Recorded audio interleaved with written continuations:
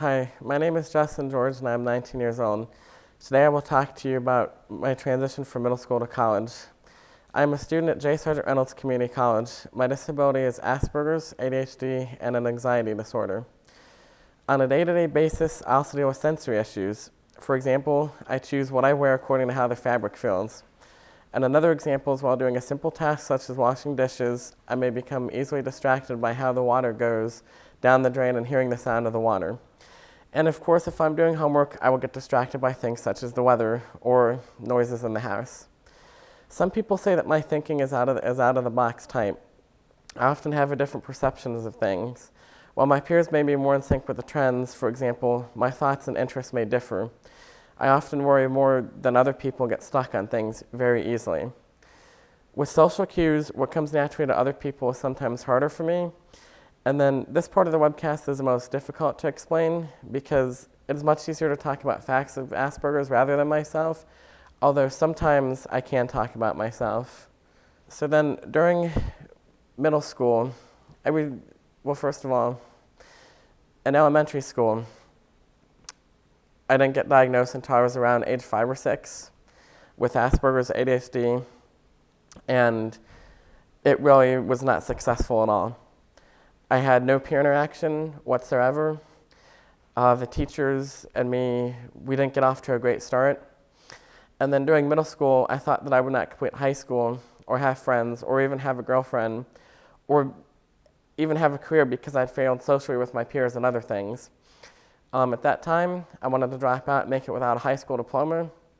And some things I did in middle school was that I was constantly in trouble. I broke the rules in order to get away from the classroom and into a more structured and less distracting environment.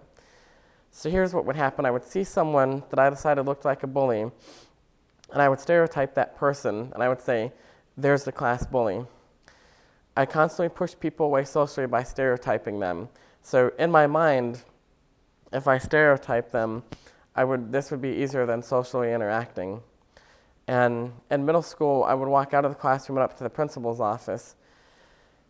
This way, I would get away from peers. I wouldn't have to deal with the teacher anymore.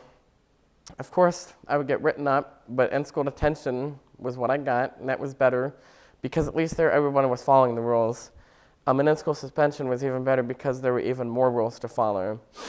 And of course, up until 8th grade, I'd been through several different schools, many programs in homebound, and I think that if I had more consistency with where I went to school, I would have been much better off than as opposed to where I was then.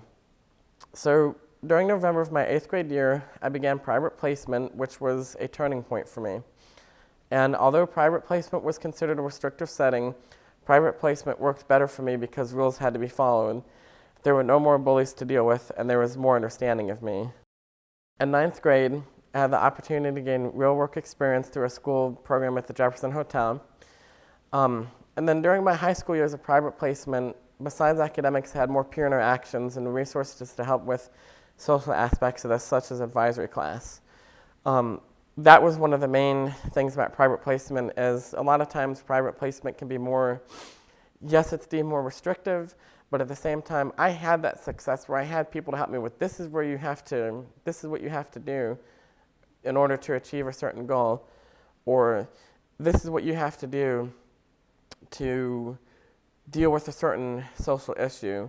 And here are some real life strategies that you can use.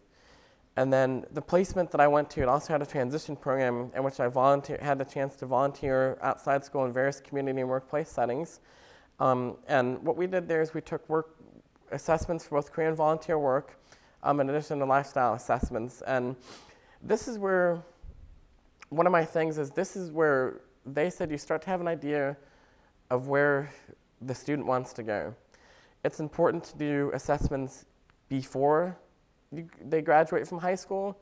I'm not saying that assessments you can't do them afterwards, but it's important to start that as early as possible because otherwise what happens is the student has no clue where they're going or what they want to do, and they might feel a sense of that they're lost or something, or that they have no future. So it's important to get that.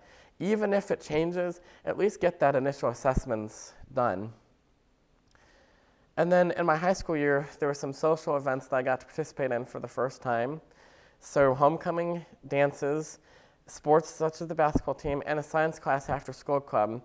And my science teacher really took interest in me, and it benefited my learning. And it really helped me, and it was very motivational for me. And of course, at this time, I fit in for the first time, and I had more opportunities. So the science teacher that took interest in me, most teachers in public school didn't take interest in me. It was a big classroom, 30 students. To them, you're just another student. But in private placement, this is where I really began to thrive. And then, as we move forward, after continuing on with private placement, I didn't like to be labeled as a person with a disability. I had bad impressions of people with disabilities until going into private school. And I participated in programs such as I'm Determined and YLF. Now, I'm Determined is a project in Virginia. It is a statewide directed project. It's sponsored by the Department of Education and James Madison University. And every year they have a youth summit. We bring up almost 200 youth. This year we brought up anywhere, I think, between 100 and 150 youth. And this youth summit is very inspiring, because I attended my first I'm Determined Youth Summit when I was just entering my high school years.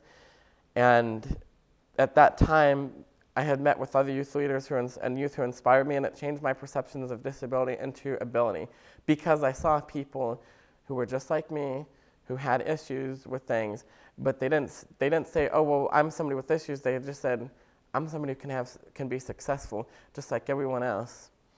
And it was the first time I realized I could have a voice myself and set goals for myself.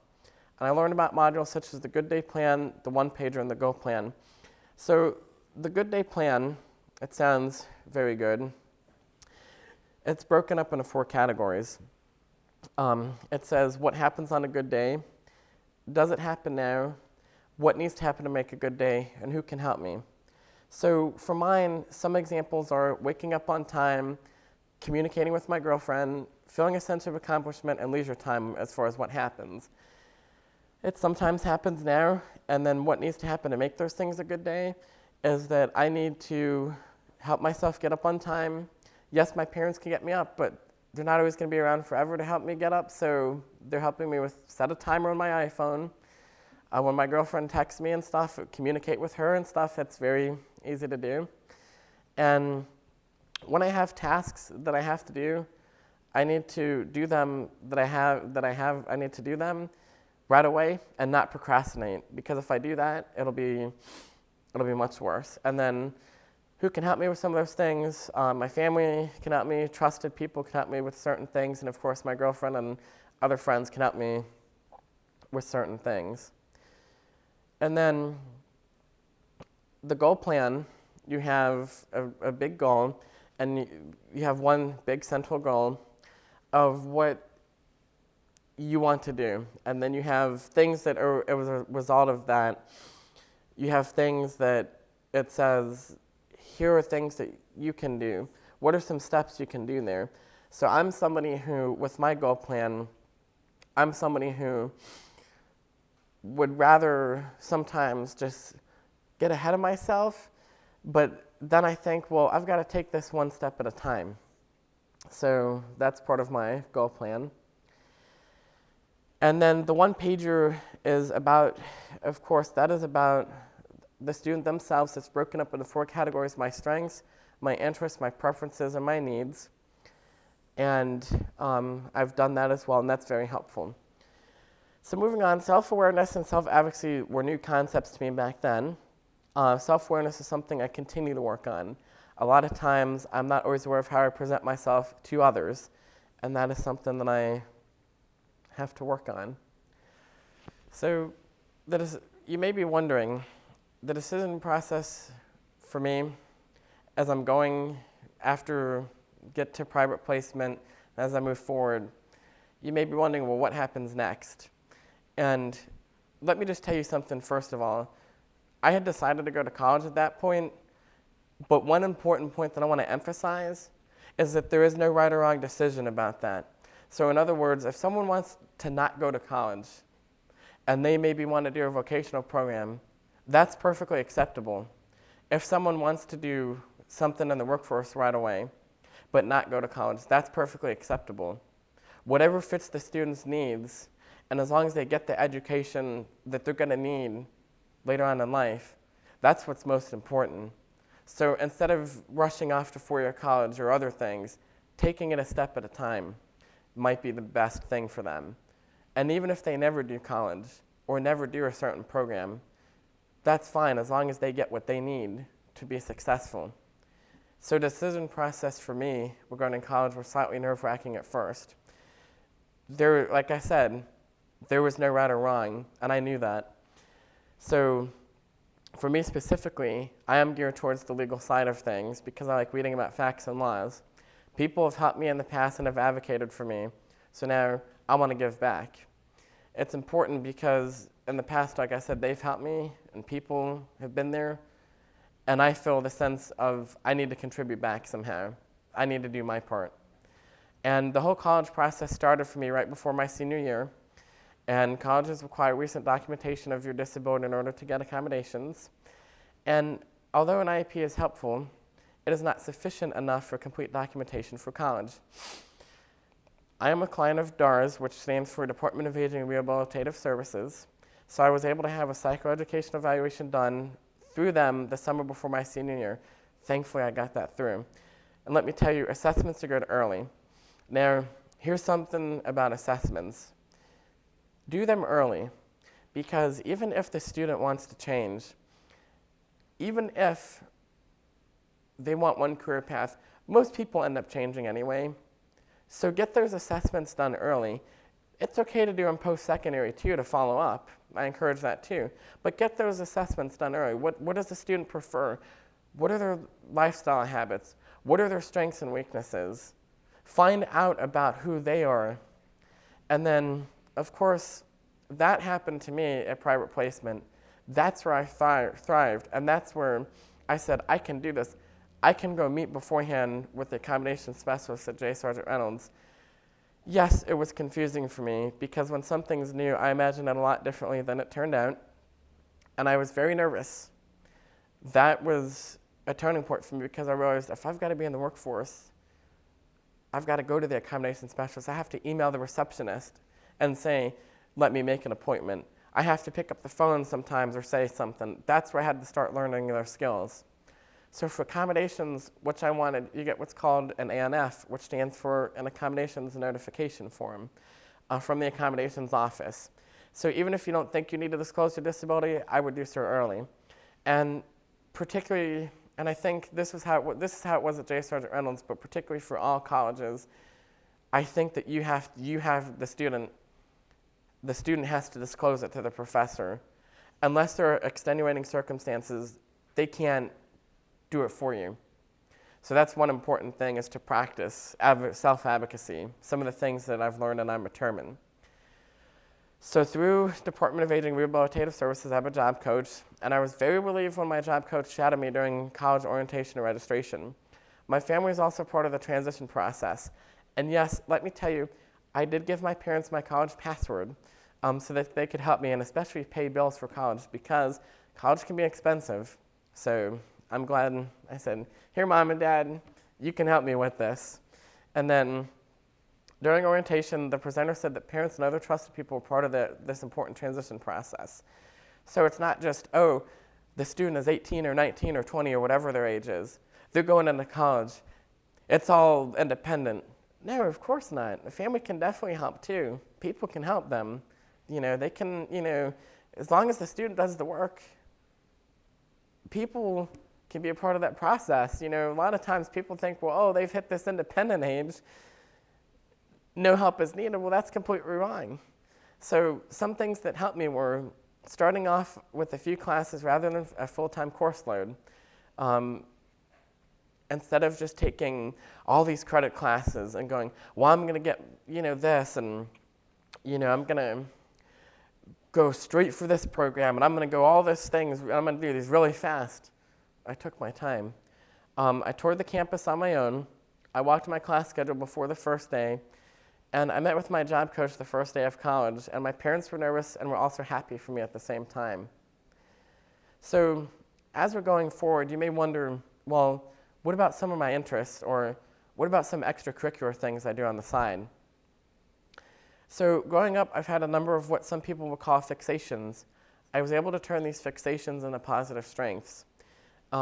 Getting into amateur radio enabled me to become part of a group and have volunteer opportunities that I enjoyed. And one of the opportunities was using my radios at Special Olympics of Virginia to help with communications needs there. That was very important to me because that's one of the ways I can give back. I can help and I can contribute in a certain way. So I've always been interested in weather and have been able to be a part of weather groups and storm spotting. I felt connected in this way because I use my interest to help others and be a part of a group. And my fascination with trash, I have a fascination with trash, but I turned that into helping out with recycling projects both at home and at school. That's something with the environment. Instead of just, putting a bunch of trash at the curb, our trash can at my house is probably the most empty, and the recycling bin is overflowing every other week when trash pickup happens. Interest has turned into leisure activities such as train spotting. So who knew that I would meet other people out there who enjoyed these same things? Because I've met people who have the same interest as me. And because it is sometimes difficult for me to communicate, I gravitated towards using the computer and other forms of technology, especially gadgets. I can connect to people via social media and typing. Yes, I do prefer in-person communication as well.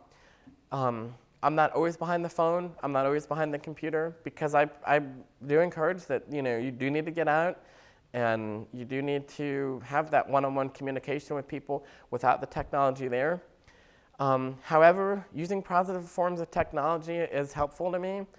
Sometimes it is easier for me to email instead of speak on the phone, although I am working on picking up the phone and calling people when I need to and make appointments. My parents helped me with that, and I had to call, in fact, just as of last week, I had to call the college and advocate for myself, so I did that. And I encourage the use of technology in the right way because it really helps. It can help people. There are helpful apps and stuff that you can use, So while I'm not glued to my cell phone all the time, I definitely do see it as a positive form of communication.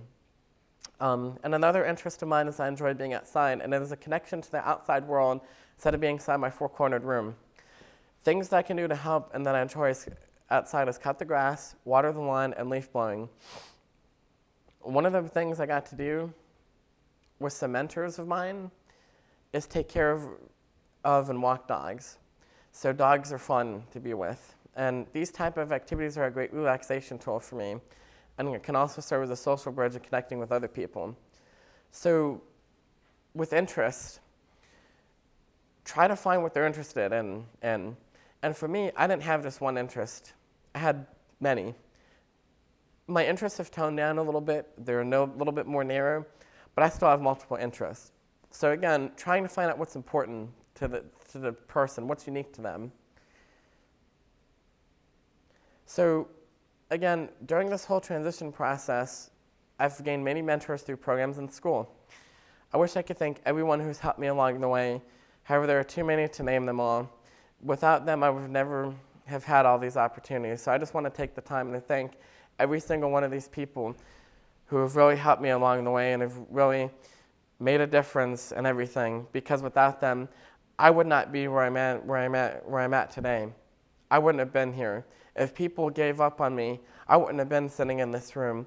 I wouldn't have been going to college or anything.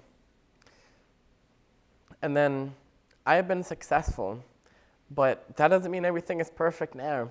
It's far from it. I still struggle daily with social issues, and I've learned some very hard lessons. Sometimes, almost on a weekly basis, I have to face challenges and my weaknesses, but that's okay because even though I still struggle with distractions, like silly distractions and noise distractions and thought distractions, everything is still a learning process for me. It hasn't stopped. Just because I've graduated from high school, it's an ongoing process for me. So guess what? Because of the support I have, I still see a future for myself. I'm motivated to continue college education in some way, and I will have to see where that takes me. I don't know what I want to do next year yet. I think I want to go the paralegal route, the legal field. Paralegals are people who assist attorneys in law offices and different places like that. That's where I think I want to go. Who knows where I'll end up going? And I have a goal to be financially sound and learn some budgeting skills. I'm currently studying for my learner's permit and hopefully eventually for my driver's license, so that is one thing. My parents have been, when we're in the car, they've been teaching me, showing me how they're driving and stuff and safe driving. So that's definitely a thing is, for me, I want to make sure that I drive responsibly. And then it can be a dangerous thing on the road. So learning how to drive correctly, and that's something my parents have been helping me with, studying with their learner's permit manual. And I've been learning how to use the city bus in Richmond. And I have a friend who knows the bus system very well. In fact, he's probably memorized most, if not all, of the bus routes, and that's very admirable. And of course, I want to continue a healthy relationship with my girlfriend. One of the things is having a special relationship is very important. A lot of times people may say, well, it's just a relationship, but I really value having my girlfriend and having a special relationship with her. That's something that I really hold dear to me every day. And then to do some of these things, I will use supports and tools from programs and what I've learned. My family and a lot of other people are a big support to me.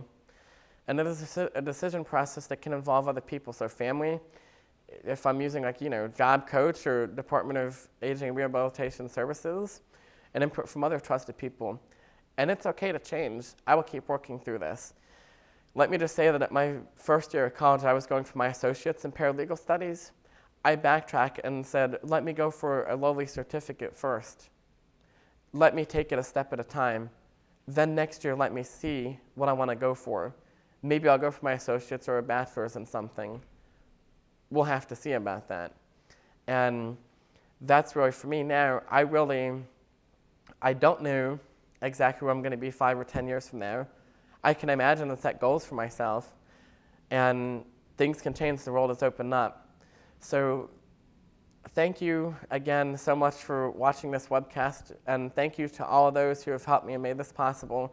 And I want to leave you with one of my favorite quotes.